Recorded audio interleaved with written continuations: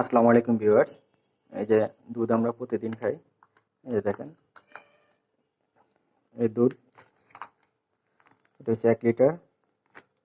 এই ক্ষেত্রে দেখেন কোম্পানিটা কিভাবে করে। এটা হচ্ছে আপনার 25 টাকা 200 গ্রাম, আর এটা হাফ কেজি 50 টাকা, আর এটা 1 লিটার 90 টাকা।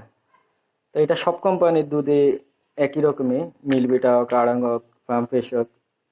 তো এক্ষেত্রে হয় আপনার গরিবের উপরে মাথার বাড়িটা পড়ে। যাদের ফ্যামিলি বড় তারা 1 লিটার কিনে নিয়ে যায় 90 টাকা দিয়ে পাচ্ছে।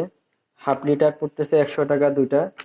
আর যেটি এটা 200 গ্রাম হয় তাহলে এটা পড়তেছে আপনার 125 টাকা। তার মানে আপনার 35 টাকা লিটারে তফাৎ। এটার এটাতে 35 টাকা লিটারে তফাৎ। তো এখানে লেবার কস্টিং থাকতে পারে, প্যাকেট কস্টিং থাকতে পারে, আদার্স থাকতে পারে।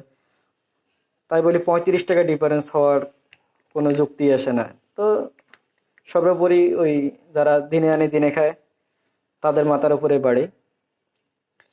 এখান থেকে আমাদের বেরিয়ে আসা দরকার। আমি দিলে সবাইকেই দিব, একজনকে দিবে আরেকজনকে দিব না কেন?